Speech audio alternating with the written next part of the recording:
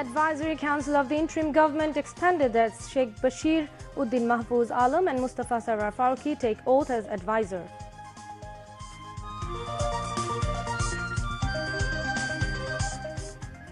Chief Advisor Professor Muhammad Yunus urges Singapore to help recover the huge amount of laundered money from Bangladesh.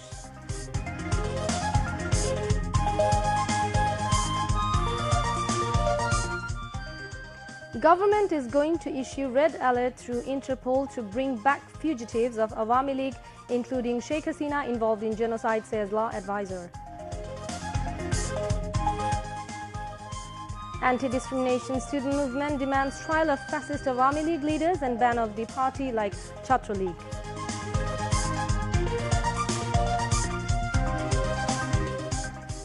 At least 24 Awami League leaders became ministers and MPs with foreign citizenship, violating the constitution, reveals ACC investigation. Kyiv launches its biggest drone attack on Moscow since the war began.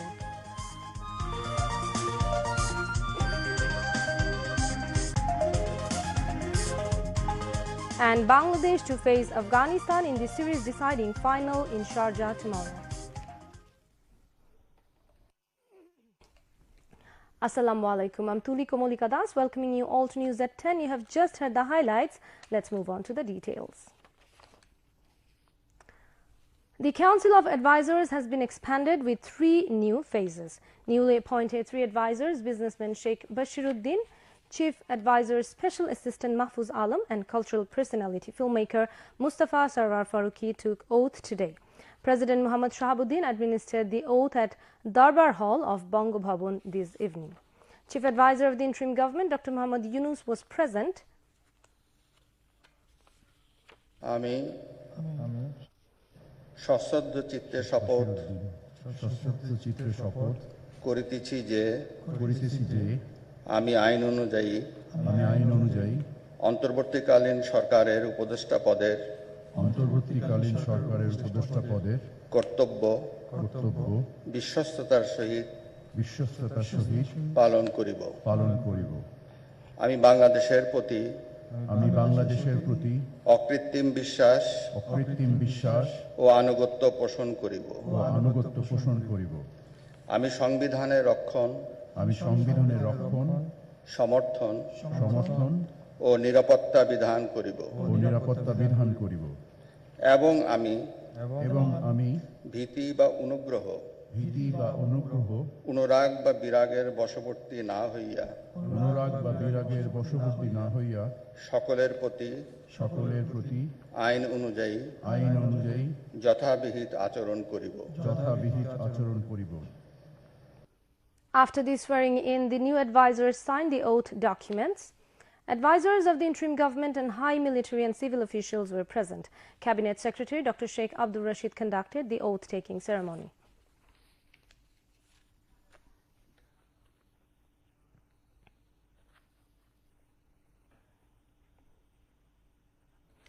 Chief Advisor Professor Muhammad Yunus urged Singapore to help recover billions of dollars laundered from Bangladesh and minimize the cost of migration from the country. The Chief Advisor made the call when Singapore's High Commissioner to Bangladesh, Derek Low, called on him at his Tejgaon office in Dhaka this noon.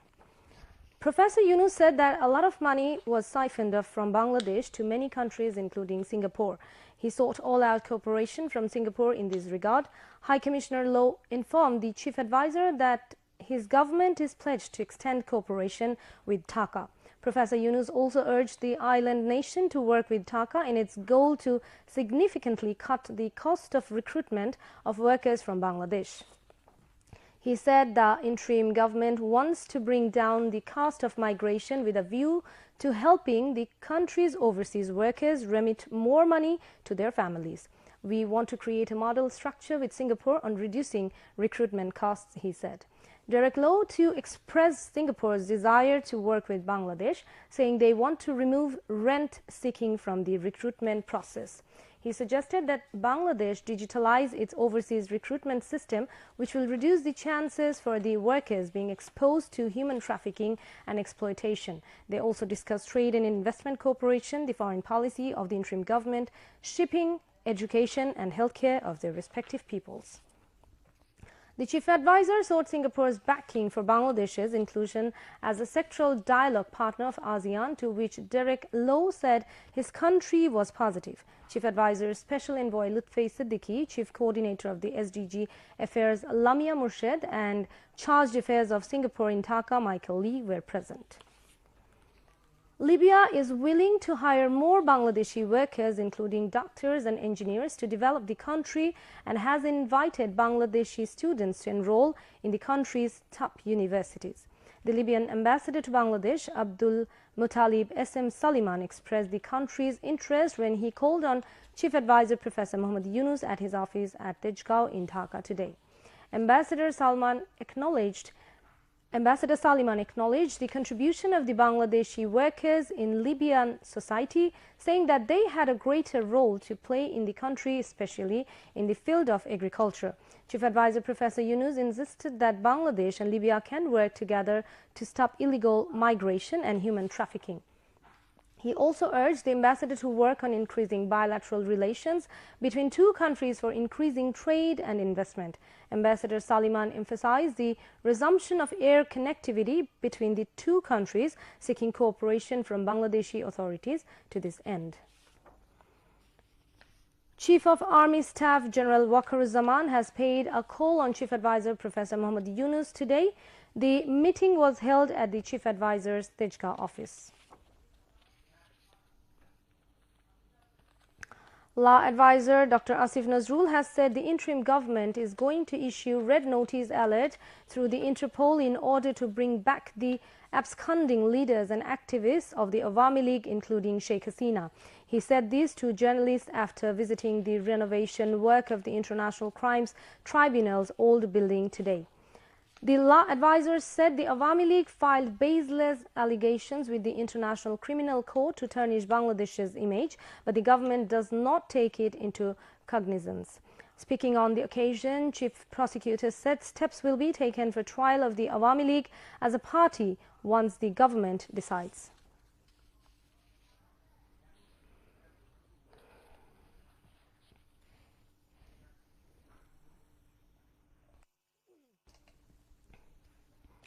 Shahid Nur Hossain Day today. The day was observed in a befitting manner in the country. On this day in 1987, Nur Hossain, who imprinted his bare chest and back with the slogans "Free Democracy" and "Down with Autocracy," embraced martyrdom in police firing during an anti-autocracy demonstration at Zero Point in the capital, now known as Shahid Nur Hossain Square. Nur Hossain's family members paid tribute at Shahid Nur Hossain Square in honor of Shahid Nur Hossain Day early in the morning. Subsequently, people from various backgrounds paid their respects there. After paying tribute to Nur Hossain, General Secretary of Julai Sriti Foundation Sarjiz Alam said that the students will remain on the streets until the end of the dictatorship. Marking the day, the Awami League called for a protest rally at Shahid Nur Hossain Square. In response, various political parties and organizations, including the Anti-Discrimination Student Movement, organized protest rallies to counter the Awami League's program. The protesters said that the Awami League has no place on the soil of Bangladesh. They said that the students and the people must remain united so that no more dictatorship arise in the country. Leaders at a public rally said Awami League has no right to do politics until trial of genocide. The rally was organized by Anti-Discrimination Student Movement at Zero Point in the capital today. Leaders at the rally also said that there is no scope for the rehabilitation of Awami League in politics. The rally also called for banning politics of Awami League for the barbarity and killing of anti-discrimination activists. The rally was addressed, among others, by Central Coordinator of Anti-Discrimination Student Movement, Hasnat Abdullah, General Secretary of Julai Shahid Sriti Foundation, Sarjiz Alam, Coordinator Mobashir Zaman, Spokesman of Inkilab Moncho Shariful Islam, Child Speaker Rafiqul Islam Madani, and General Secretary of Bangladesh Chhatro Federation, Armanul Haq.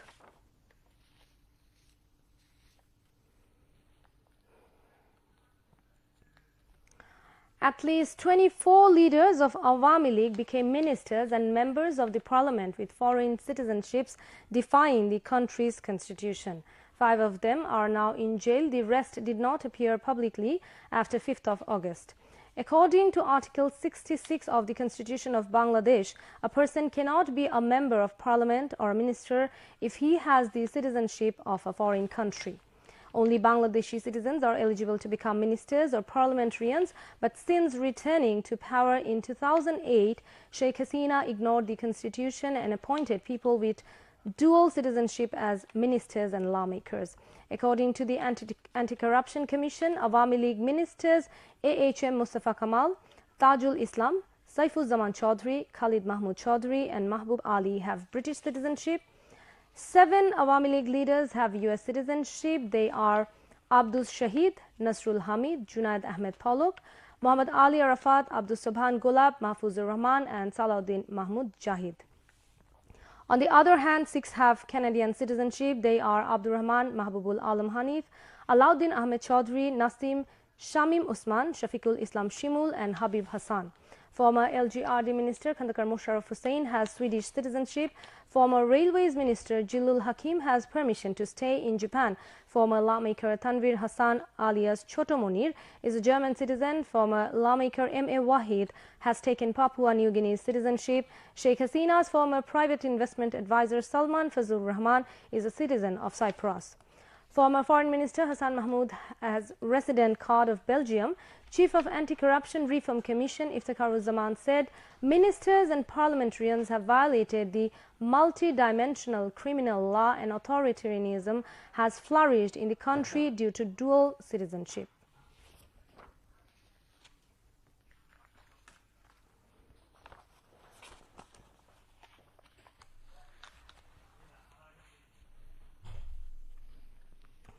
The interim government is developing a separate framework to combat the issue of cyberbullying, which has particularly affected girls in the country.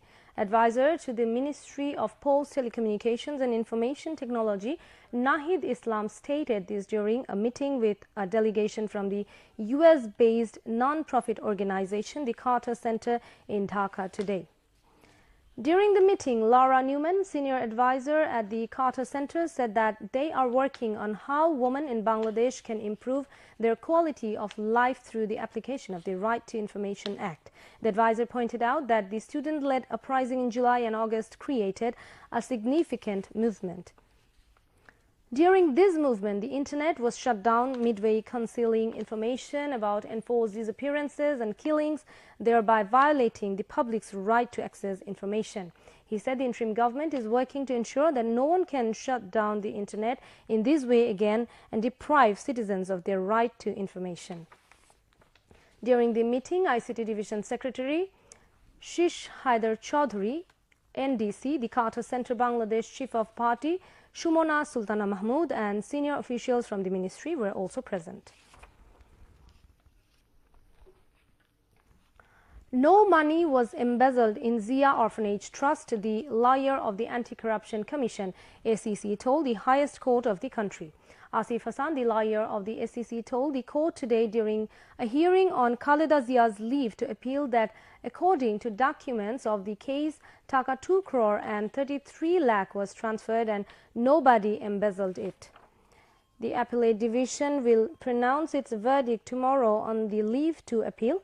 Former Prime Minister Khaleda Zia was sentenced to 10 years in jail in this case filed by the ACC on charges of corruption, and she had to stay in jail for 25 months. Lawyers for Khaleda Zia said the former Prime Minister was sentenced to 5 years in jail out of political vengeance in Zia Orphanage Trust case on February 8 in 2018.